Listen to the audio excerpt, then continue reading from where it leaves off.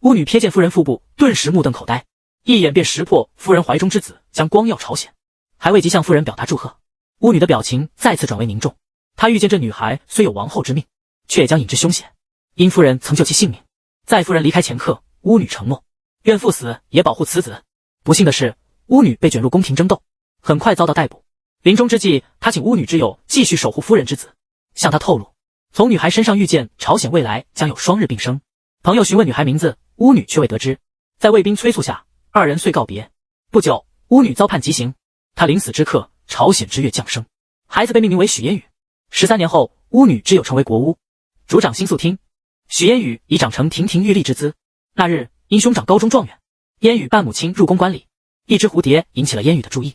他追随蝴蝶深入宫内，未见到正欲翻墙离宫的世子。世子目不转睛地注视着烟雨，当烟雨转头，两人目光交汇，世子一失手从梯子上坠下，压倒了烟雨。两人尴尬地站起，世子正色询问烟雨如何出现于此。烟雨未识世子身份，误以为其为盗贼。正当两人争执时，寻找世子的侍卫闻声而来，世子拉着烟雨在宫内奔跑，长时间奔跑才摆脱侍卫，见侍卫便逃。烟雨更以其为盗，无奈的世子谎称寻找被逐的庶兄，因庶兄为庶出，被父亲驱逐入宫侍卫。这使烟雨生出同情，在世子前猛烈抨击嫡庶之治。离宫后，世子命宫女送烟雨一手帕，烟雨回家展开手帕，上面写着化元书方，卯生有死。烟雨冥思苦想，不解其意，跑至院中，在地上绘画书写。他突然明白了，这是指代日的暗示，日自然成圆形，而勺则是方的，卯时日出，酉时日落。正当他欢喜之际，突然意识到，这小太阳不正是世子本人吗？回想起今日不当的言辞，他瘫坐一地。但实际上，世子并未放在心上。烟雨对国家制度的直言不讳，反而让世子对他的聪明才智念念不忘。除了世子忘不掉他，还有他那位被父王冷视的兄长杨明君。杨明君与烟雨的哥哥许言是挚友，他与烟雨相识更早，情感也更深。几天后，因世子顽皮，导致所有老师纷纷离职，国王便任命新科状元许言为世子的教师。这位才华横溢的青年，年幼的公主一见钟情。这并非公主多情，而是因为他实在是英俊非凡。上课时，同学们都自觉让座，甚至连食堂的阿姨也对他偏爱有加。每次外出，总有女孩驻足观望，连想挑战他的对手见到他都自愧不如。今天这位刚获得状元的青年被安排来教授世子，一踏入宫门，即有宫女因花痴昏倒。面对这位年轻且帅气的老师，世子初次见面便显得不满，心想他年纪轻轻，怎能教导我？第一课便让许言下台，无法自拔。许言只得无奈返回。妹妹见哥哥满面愁容，立刻明白是世子故意为难，于是给出了一个建议。次日，许言如约前去授课，世子默不作声，自顾自游戏。于是许言宣布下课，准备离去，却恰好落入世子的圈套。世子立刻讽刺许言无耻至极，既不教课，却领取俸禄。许言泰然自若，他早已预料到世子会这么做，于是直接向世子提出挑战：既然不欢迎我，我出个谜题，若你能解答，我便向国王请辞，再也不来。听闻此言，世子顿时来了兴趣，立即接受挑战。于是许言提出问题：什么能瞬间让整个世界变暗或者变亮？世子轻蔑一笑，认为问题太简单，但许言却说下次课再听答案，提醒他不要轻视此题。这句话令世子感到心神不定，开始认真的在书本中寻找答案。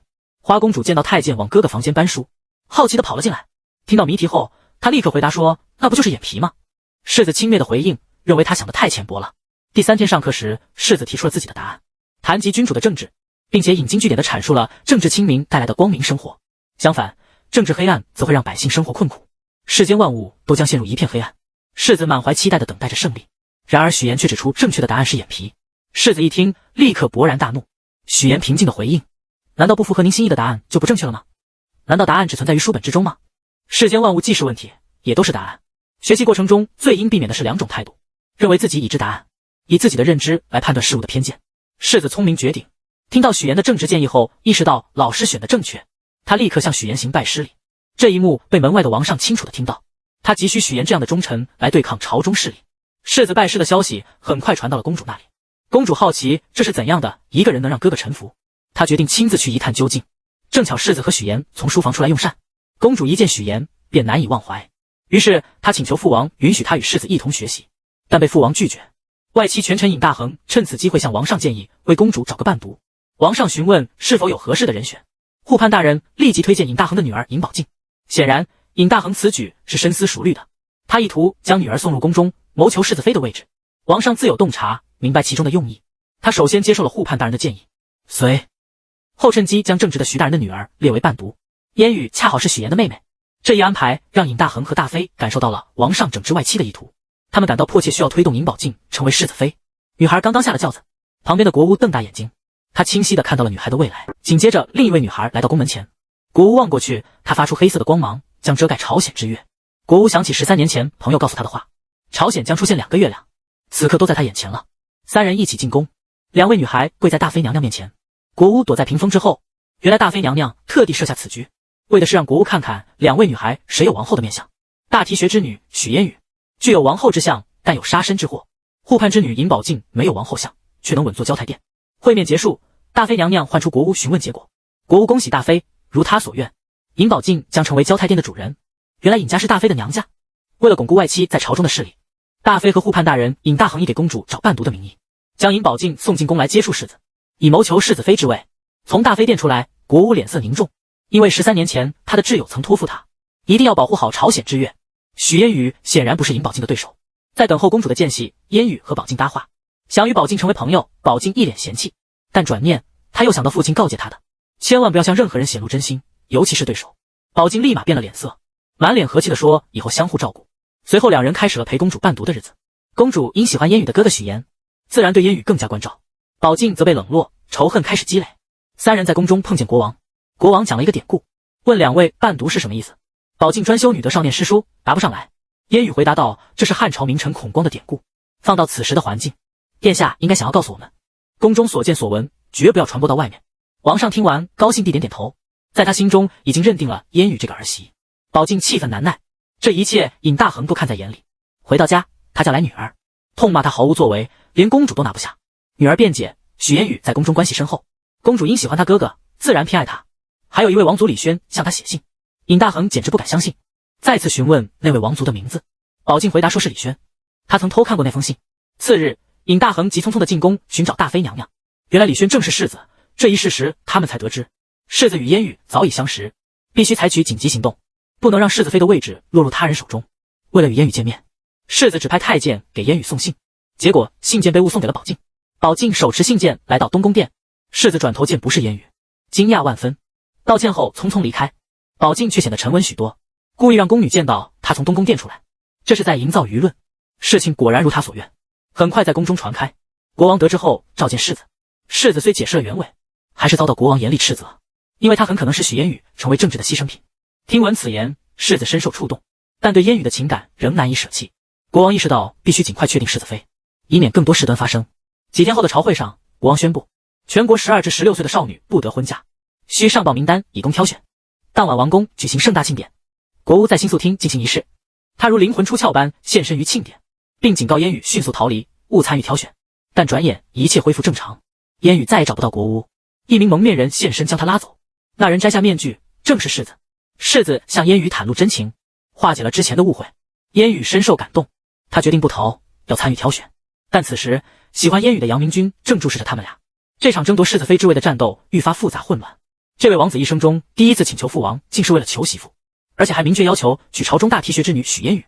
王上一听便感到困惑，世子此前已有过同样的请求，所求也是许烟雨。王上对世子的行为感到失望。世子妃的选拔有一套规定程序，这一切应由后宫之主大妃娘娘裁决，并非世子想要娶谁便能娶谁。但世子怀疑大妃娘娘会操纵结果，将世子妃之位赐给外戚权臣尹大衡的女儿尹宝静。目前朝廷内外均传尹宝静将成为东宫的主人。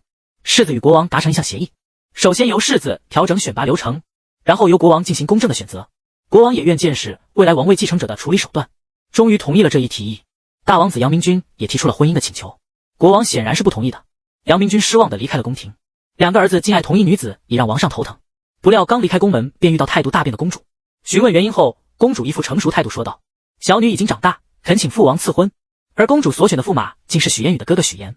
国王感到头痛欲裂，立刻拒绝，因为许岩是他特别看重的状元，选他是为了未来辅佐世子对抗外戚权势，若成为驸马，将无法在朝堂上发表政见。公主无法理解这些，立刻开始哭泣，这使得王上更加苦恼。不仅王上苦恼，许家也是。许岩劝妹妹烟雨不要参加选拔，已经内定尹宝静，你再争取，若在最后一关失败，你将无法再嫁，终生孤单。但烟雨坚持不放弃世子，与此同时，世子亦不放弃烟雨，他命侍卫秘密带来了成军馆长驿，批评成均馆的儒生未能辅佐王上有效抗衡。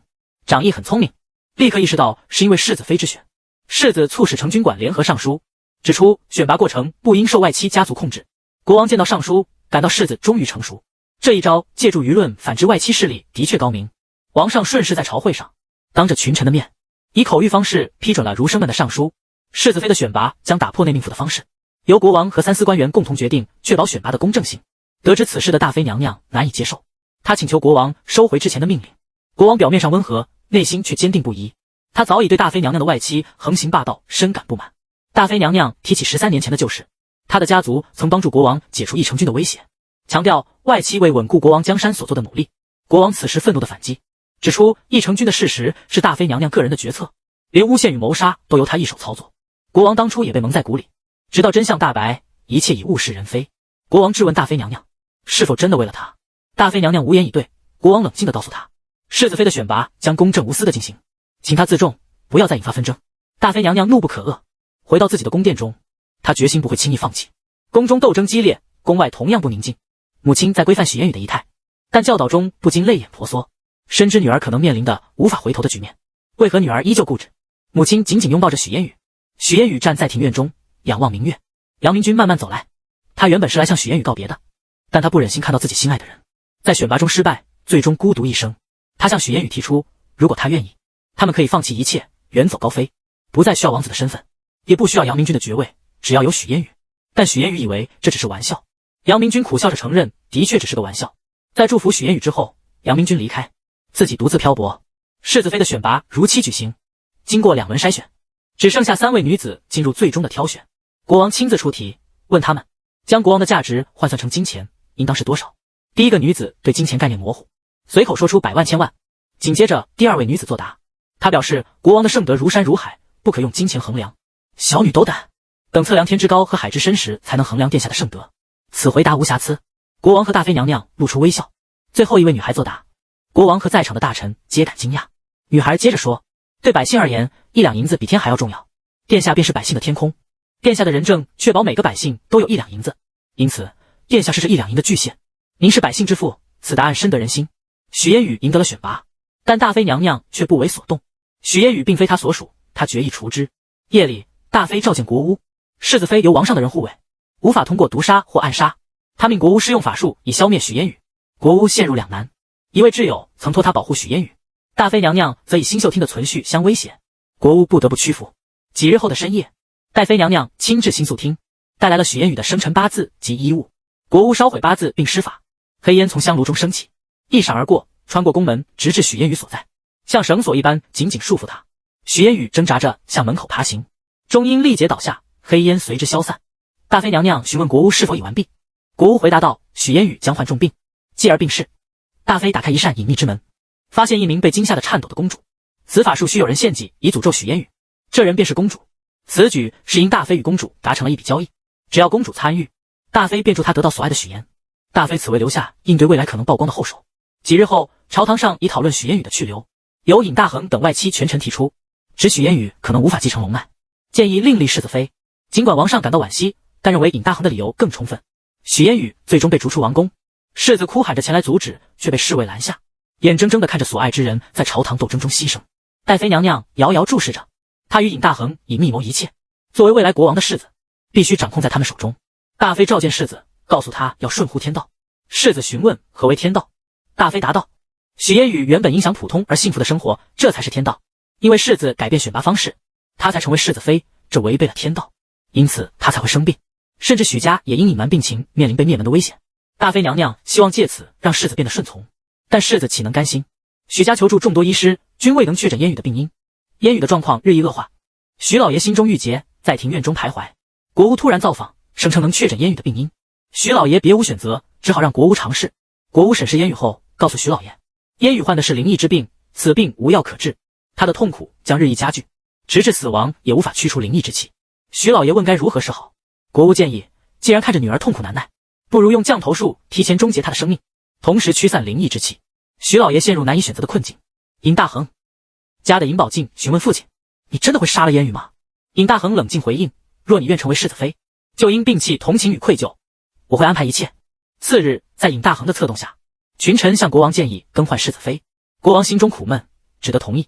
世子得知后，立刻起身寻找国王撤销命令，却被内官劝阻，告诉他这一行为毫无益处，反将给尹大衡机会。世子怒不可遏，竟无力保护心爱之人。深夜，他悄悄离宫，来到烟雨的闺房，含泪道歉，并将凤簪赠与烟雨，希望能保他平安。烟雨含泪与世子告别。次日，烟雨咳血不止，病情加剧。徐老爷无法忍受女儿继续受苦，最终决定使用降头术结束她的生命。女孩饮下了父亲递给她的毒药，在弥留之际，她仍安抚父亲不必过于悲伤。父亲泪流满面地呼唤着女儿烟雨的名字，然而烟雨终究离他而去。未曾料到的是，这对烟雨而言并非终结，而是另一个开始。家人将她葬后，那晚国务大人挖开了她的坟墓，一铲铲的挖掘声竟唤醒了关中的烟雨。他不明所在，空气越发稀薄，迫使他拼命敲打棺木。此刻坟外有人走近，国务回头看到的竟是烟雨的丫鬟，几人齐力让烟雨重新见到天日。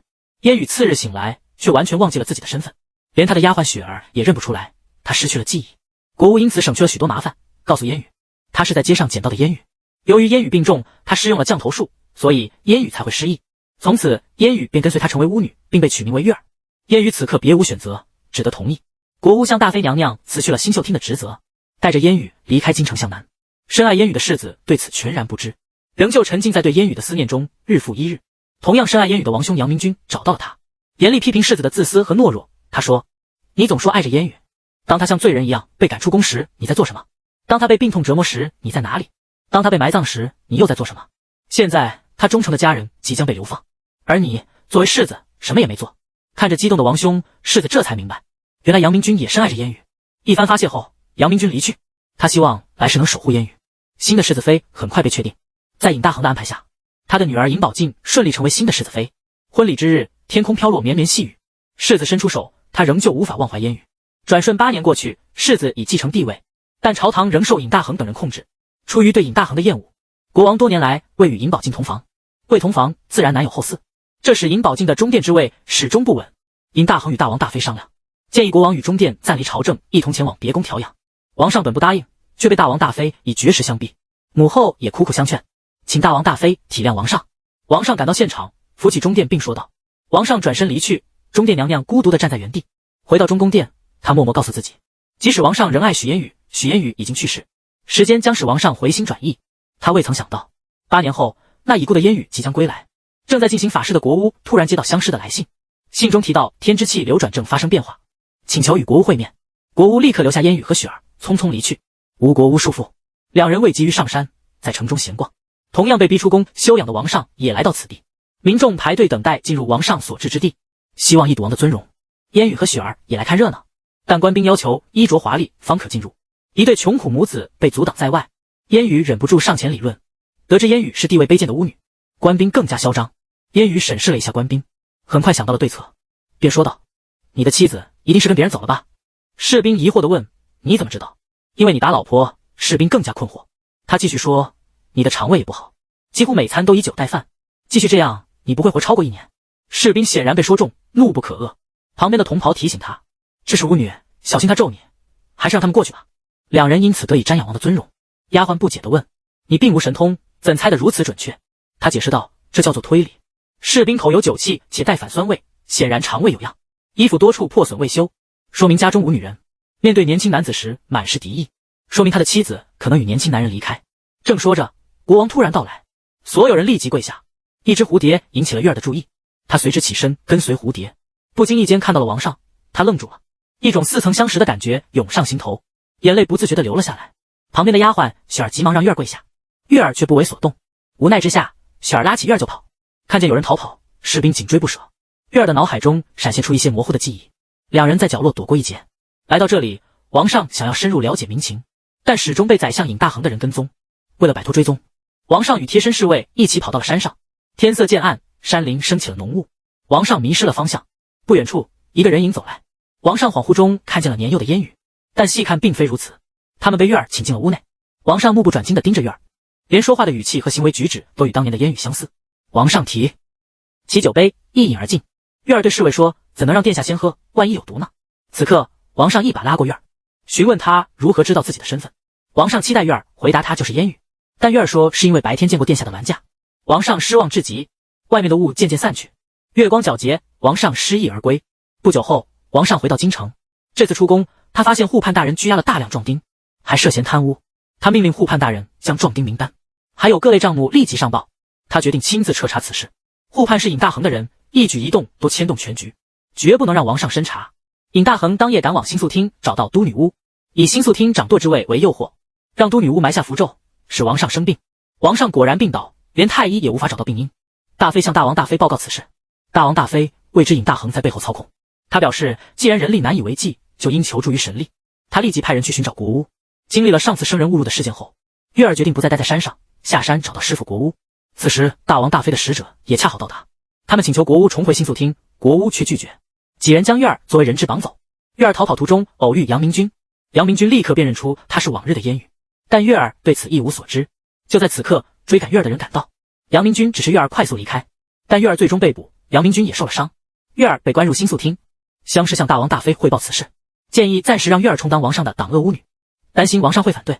大王大妃命令太医在王上的安生茶中添入安眠药。当晚，月儿被带入王上的寝宫。侍卫突然意识到这是他们迷路时遇见的巫女，他手按剑柄，目睹王上在睡梦中呼唤烟雨的名字，泪水悄然滑落。月儿将手轻放在王上的额头，本应相爱的两人，如此近却如此远，这是一种无法言喻的痛苦。一夜之后，国王的状况明显改善，他隐约感觉到昨夜有人守在身边，询问内官，内官却谎称是符咒的作用。早朝时，护判呈上精心伪造的账本，王上未能发现真相，但王上已对尹大衡一派产生怀疑，怀疑他们绑走壮丁不是为了建楼，而是在训练士兵。国巫前往新宿厅狱带走月儿，却恰逢大王大妃前来。大王大妃坚决不允许月儿离开，称党恶仪式仍需继续。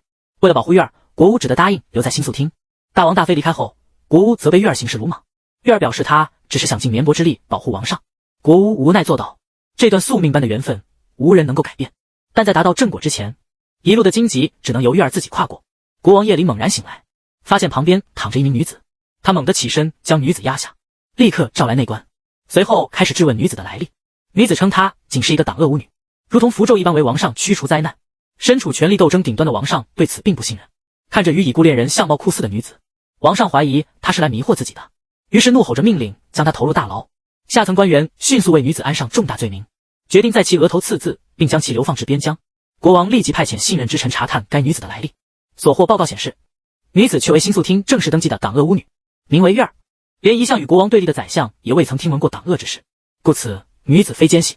国王因此大感安心，在月儿即将被执行前一刻取消刑罚。但月儿的影像已深植国王心中，她与国王昔日恋人烟雨的相貌极为相似。月儿被国王特许恢复党恶巫女的身份，此事很快便传到了王后耳中。王后推开一扇门缝，见到国王深情凝视月儿的样子，强忍住怒火。回到中宫殿后，王后终于爆发。她作为王后8年，国王从未触碰过她，而现在却对一名巫女情深款款。月儿每日守护国王入眠，由于月儿的存在，国王不时回忆起烟雨。一日，侍卫将从月儿身上搜出的信件交予国王，国王惊讶地发现月儿的笔记与烟雨惊人的相似。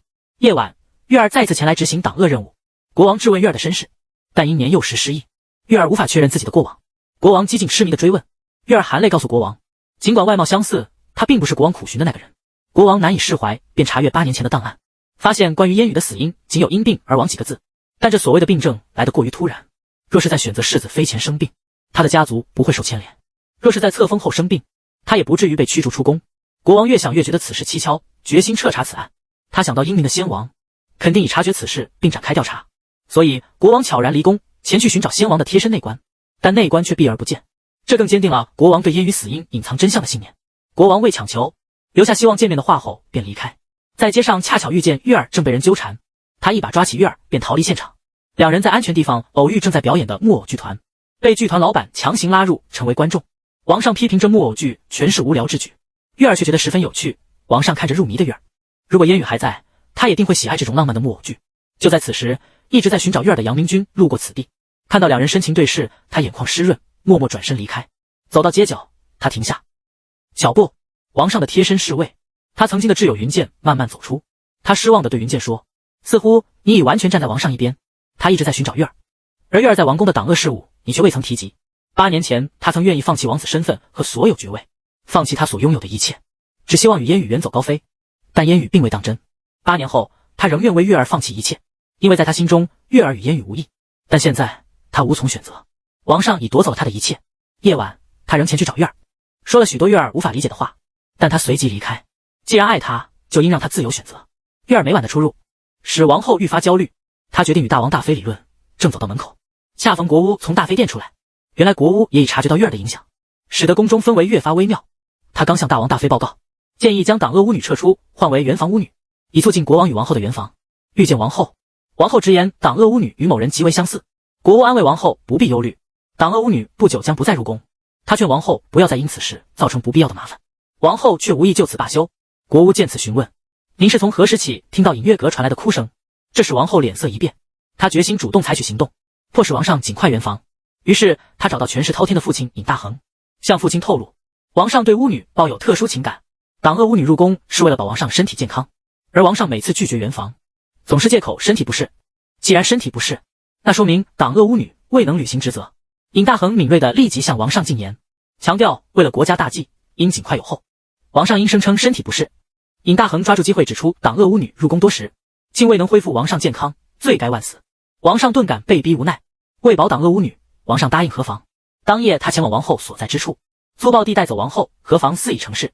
然而一道人对王上施以邪法，国屋亦感到异样气流的干扰，王上随即晕厥，太医束手无策，党恶巫女月儿被紧急召回宫中。经过一整夜的照顾，王上终于苏醒。河防未果，王后怎能甘休？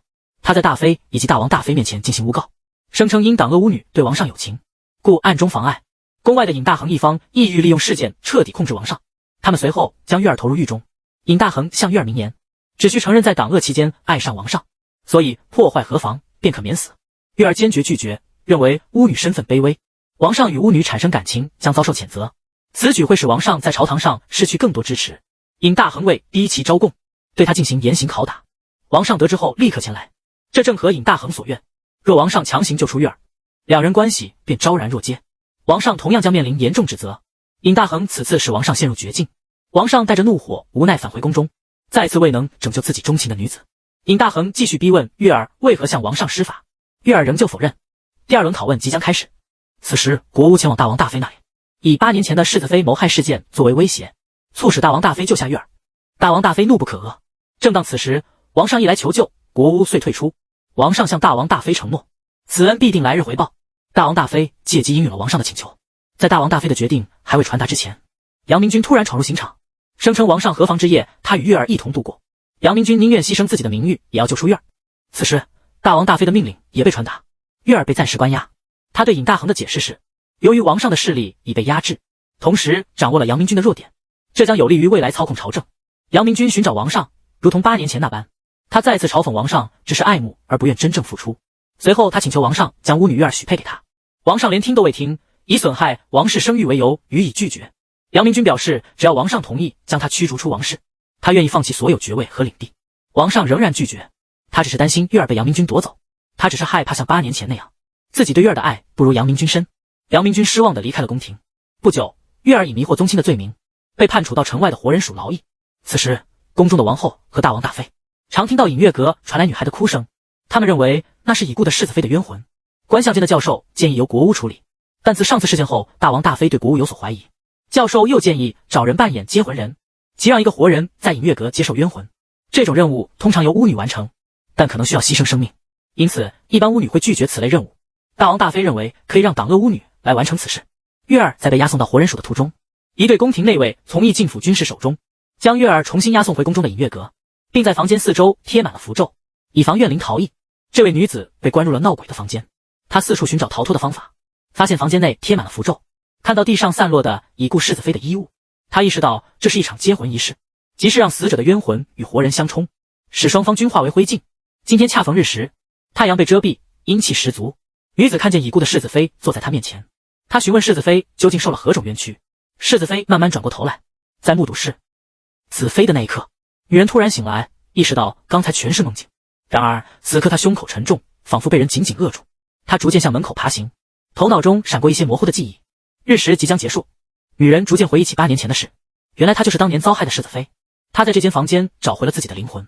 次日，官相监的教授打开了房门，士兵战战兢兢地检查女人的生死。女人缓缓抬起头，她不仅未死，而且仿佛变成了另一个人。日月重合之时，国屋也感受到了朝鲜之月的觉醒。完成接魂仪式的月儿被送往活人署，杨明君得知玉儿将被送去那里，于是提前在那里等待，发现人手不足，杨明君自发地提供帮助，这让玉儿再次感受到杨明君的人心。另一方面，王上也发现了当年世子妃可能是死于咒术，他立刻召见国巫。国巫并未立即前去见王上，而是首先找到了玉儿。他向玉儿坦白了当年迫于无奈使用黑咒害他的事，隐瞒8年是因为涉事者中有公主，无论是先王还是现任王上，一旦涉及到公主都缺乏追查下去的勇气。他让玉儿自行决定是否要将真相告诉王上。玉儿此时面临难题，公主已经成为他哥哥许言的妻子，若要彻底揭露此事，不仅会让王上陷入难堪，他的哥哥也会受到牵连。他请求国巫不要将真相告知王上。国巫次日入宫面圣，王上询问黑咒术是否能致人死亡，国巫回答说不会，如果使用黑咒术致死，施咒者也必须牺牲生命，因此巫女不会这么做。国巫离开王上后，立即被召至大妃殿。大王大妃询问国巫王上问及何事，国巫只说是关于挡恶巫女的事。大王大妃虽然有所怀疑，但见王上并未有太多举动，便未深追问。王上仍然困惑不解，如果不是咒术导致世子妃病重致死，那么当时隐月阁的严密防护又是为何？他突然想起调查官的话，世子妃停止呼吸后，他的父亲依旧紧抱着她，直到2个时辰后，他的身体仍然温暖。起初众人以为是父亲的温度传递给了世子妃，现在看来，世子妃其实未曾真正死去。他回想起这段期间，他曾试图区分月儿与当年的烟雨，对月儿态度冷淡，如今深感后悔。第二天，王上再度召见国巫，面对难以隐瞒的事实，国巫向王上透露月儿即是当年的烟雨，所有猜测在这一刻变成了现实。王上摇摇晃晃地走出门外，他曾未能保护烟雨，现在又让月儿经历磨难，自认不配得到月儿的爱。王上的调查引起了尹大衡的注意，他突然意识到少年时的许烟雨与现在的月儿极为相似，为防止真相曝光，他决定派人暗杀月儿。此时杨明君与月儿刚完成活人署的工作，月儿正送杨明君离开。经过多日的相处，杨明君已确认月儿就是烟雨，但他仍希望她只是巫女月，这样他才有可能胜过王上。带着依依不舍，杨明君离开路上，他与3名杀手擦肩而过，意识到情况不妙，他决定回去保护月儿。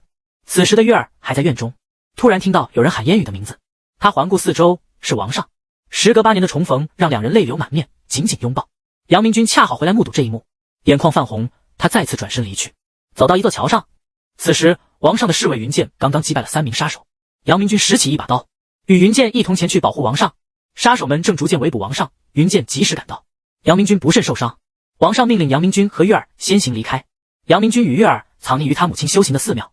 第二天，王上也赶到了那里，他递给杨明君一把刀，希望与他进行一场男人之间的对决。为了争夺国王的心上人，男人将刀架在国王的脖上，国王向他提议，杀了国王便可继承王位，并能赢得他深爱的烟雨。男人明白这是一种试探，最终未能下手，只能无奈地看着烟雨与国王恩爱缠绵。杨明君回到住所时，权臣尹大衡找到他，提议帮助他登上王位。经过一番探测和交涉，2人最终达成协议，在万事俱备后发动政变，推翻国王。此时国王刚刚将烟雨藏匿，大王与大妃突然造访，要求国王交出烟雨和国巫，并且停止追查8年前的事件。了解真相的国王自然不愿意。大王与大妃透露，先王也曾调查此事，但最终选择了隐瞒，告诉他深究下去将失去至亲。国王不解其意，遂送走大王与大妃。他向烟雨承诺将为他讨回公道，烟雨却表示过去的事已经过去，但国王坚持要查明真相。不久后，他派出的调查官汇报，谋害世子妃的黑咒术需有人献祭，献祭者无需付出代价，但需有强烈的置人于死地的意愿。国王回想之前的线索，在先王停止调查之前，曾访问过公主的住所及大妃殿，他几乎揭开了全部真相。将失去的那个至亲是他的妹妹花公主。当年父王也是查到这一层后选择放弃，他曾认为父亲软弱，但父王实际上是在保护他们，有所保护必有所放弃。为了保护花公主而放弃了世子妃，为了保护她而放弃杨明君。曾经他是那个只求真相和正义的世子，但现在他成了必须权衡利弊的国王。他忘记了初心，被过去的自己鄙视。在时空交错之间，他决定追查到底。当他将真相告知花公主时，花公主哭着说，当年她并不知道会害死烟雨，只是祖母告诉她这么做能嫁给许言。她请求兄长不要告诉她的夫君许言，并让他至少等到孩子出生。听闻此事，国王再次陷入两难，刚刚做出的决断又开始动摇了。花公主回到家中，备受煎熬的她扑入许言的怀抱，泪流不止。宫中，烟雨劝说国王不要再追查下去，国王泪眼婆娑，坚决表示不能放弃。难道这8年你不觉得可怜吗？难道你的父亲大提学之死不冤枉吗？次日，国王拜见大王与大妃，命他立刻前往行宫休养，未得谕旨不得返回京城。大王与大妃自然不情愿，国王表示这是对他们的最后尊重。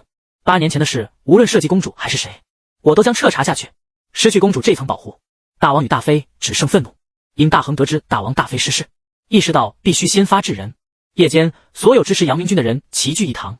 尹大衡宣布宫廷演武是行动的最佳时机，届时将推翻国王，拥立杨明君为新君。杨明君拿出册子记录自己的名字，让所有支持者也签下自己的名字。成功后将依功行赏。宫中远房表妹来访王后，尹大衡对她说是否想永居此地。他父亲也曾这样对他说过。此后他便成为了王后。此刻他意识到父亲将要谋反，作为王后的日子也将结束。尹大衡正在为新王选定王后，确保后宫中有自己的人。夜里，王后想告诉国王这一切，半路却看到国王与烟雨相携，他满腔怒火，又返回了自己的寝宫。次日，他召见父亲尹大衡，告知他许烟雨就在宫中，希望他除掉许烟雨，不再谋反。但尹大衡已对许烟雨不再关心，事已至此，不会停止行动。被国王忽视，此刻又遭父亲抛弃，王后决定坚守自己的地位。她召来都女巫，要用黑咒害死许烟雨。国巫见到日月重合，知道将有重大事件发生，他取出清水，双手合十，念动咒语，一阵气流过后，清水变成血水，预示血光之灾。他立刻赶往见烟雨，简单叙旧后，告诉烟雨今晚有人会用咒术害他。烟雨震惊，担忧波及到王上，国巫承诺为他挡住邪气。夜晚，国巫划破手掌，将血液滴在符咒上，然后将符咒投入香炉焚烧。随着仪式的进行，黑烟从香炉中缓缓升起，他耗尽全力抵御邪恶之气，最终口吐鲜血倒下。与此同时，施法的女巫也突然倒地，但似乎被国巫的力量驱使，再次站起，随即指控王后多项罪名。王后如中邪般惊慌失措，自此精神大乱。但血光之灾并未就此结束，这仅仅是灾难的开端。与此同时，远在行宫的大王大妃惨遭毒杀，临终仍然坚信自己的行为全是为了王上。第二天，宫廷演武爆发了真正的危机。王上步下台阶，周围的大臣心怀叵测，他朝权臣尹大衡看去，又与自己的兄弟杨明君对视。杨明君的眼神闪烁不定。此时，尹大衡的军队从四面八方涌向演武场，谋反正式开始了。依照最初的安排，在王上前往宗庙的那一刻，所有人展露身份，开始行动。谋逆者从各个宫门涌入，王上与杨明君背靠背站立，各自的剑尖对准对方的喉咙。尹大衡站在杨明君身后，高声命令杨明君迅速铲除这位无能的殿下。杨明君迅速挑开王上的剑，转身为王上击退2名叛兵，为王上开辟一条生路。王上迅速跑至宫殿台阶上，原来王上与杨明君早已密谋一切，借助杨明君的假谋逆设局，一举捕获尹大衡及其同党。王上站在台阶之上，早已埋伏的军士将叛贼全部包围。王上一声令下，混战爆发。与此同时，王后也结束了自己的生命，因为不论胜败，她已无法再与她深爱的王上共处。一场激烈战斗后，叛军伤亡惨重，仅剩尹大衡一人。杨明君挥剑斩杀尹大衡，在远处宫门前，另一个叛贼缓缓站起。王上向杨明君示警，杨明君转身，然后再次转回。